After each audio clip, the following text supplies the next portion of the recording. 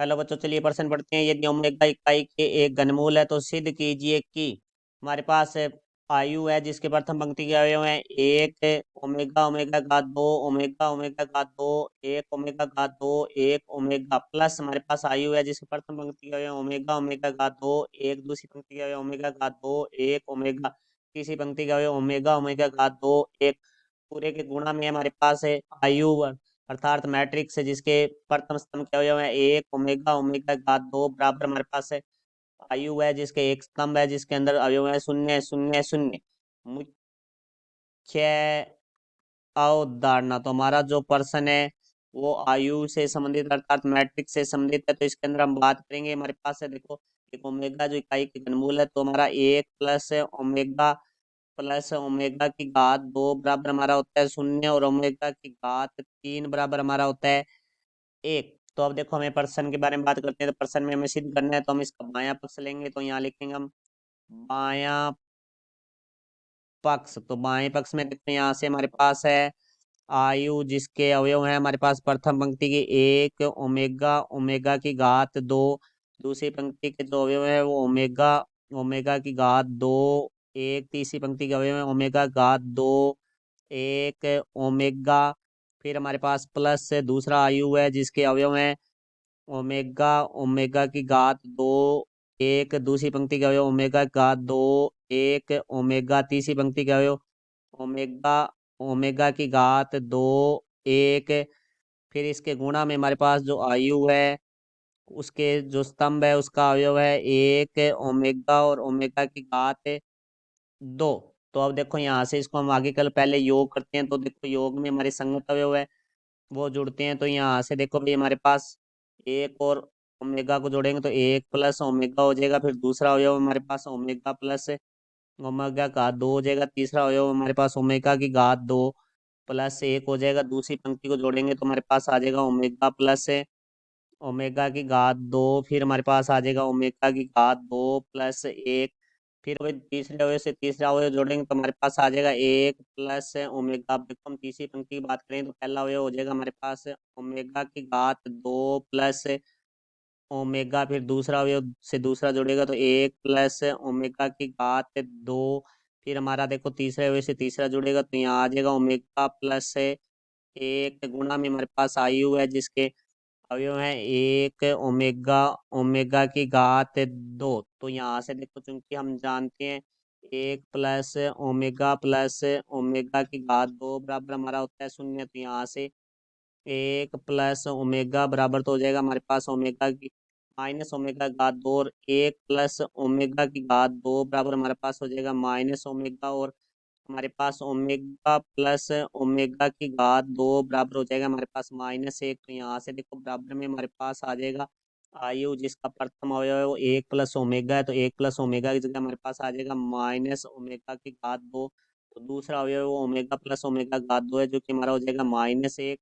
तो देखो भाई तीसरा अवयव है वो हमारे पास है ओमेगा घात दो प्लस एक, ओमेगा घात दो प्लस एक है वो हमारा बराबर होगा माइनस ओमेगा के।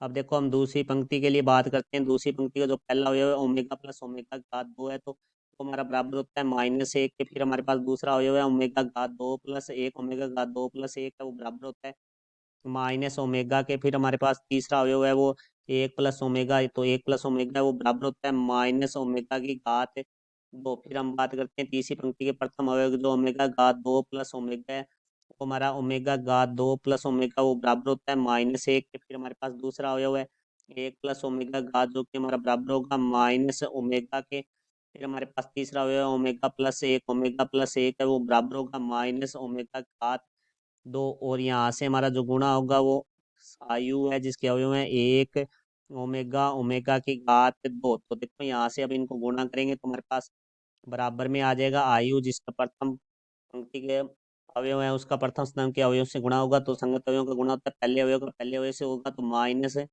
ओमेगा घात दो फिर हमारे पास प्लस का चिन्ह आता है तो फिर माइनस एक को ओमेगा से गुणा करेंगे तो यहाँ प्लस माइनस माइनस ओमेगा हो जाएगा, फिर इसी तरह प्लस का चिन्ह आता है फिर तीसरे अवयव का तीसरे से तो माइनस ओमेगा को ओमेगा घात दो से करेंगे माइनस ओमेगा घात तीन तो प्लस माइनस माइनस हो जाएगा ओमेगा घात तीन। तो अब उसके बाद हम दूसरी पंक्ति को पहले स्तंभ से गुणा करेंगे तो संगत अवयवों का गुणा होगा तो -1 को 1 से गुणा करेंगे तो -1 आ जाएगा।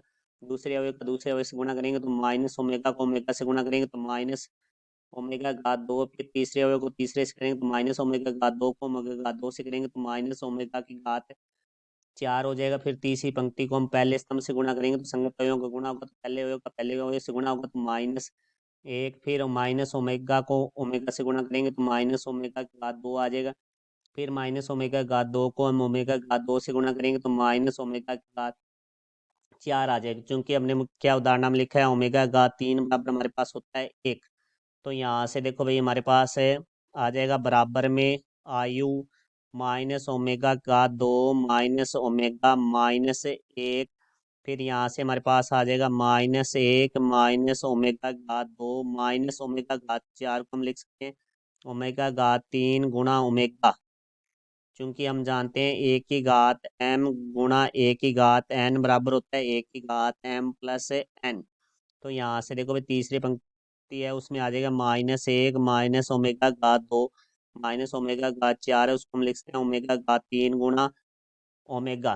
तो यहाँ से देखो भाई हमारे पास आ जाएगा बराबर में आयु जिसका पहली पंक्ति है वो हो जाएगी -1 माइनस ओमेगा घात 2। दूसरी पंक्ति में हमारे पास आ जाएगा -1 माइनस ओमेगा की घात 2 माइनस ओमेगा हो जाएगा क्योंकि गुणा में 1 आ जाएगा क्योंकि ओमेगा घात 3 का जो मान है वो 1 होता है। तो तीसरी पंक्ति में हमारे पास आ जाएगा -1 माइनस ओमेगा घात 2 माइनस ओमेगा गुणा 1 ओमेगा घात 3 का मान है वो 1 होता है। तो हम इसको देखो अब बराबर में हमारे पास आ जाएगा क्योंकि यहाँ से माइनस उबेनिश लेंगे तो यहाँ आ गया हमारे पास 1 प्लस ओमेगा प्लस ओमेगा घात 2। इसी तरह यहाँ नीचे दूसरे अवयव में से हम माइनस उबेनिश लेंगे तो हमारे पास आ जाएगा 1 प्लस ओमेगा घात 2। हम तीसरे अवयव में से भी माइनस उबेनिश लेंगे तो 1 प्लस ओमेगा की घात 2।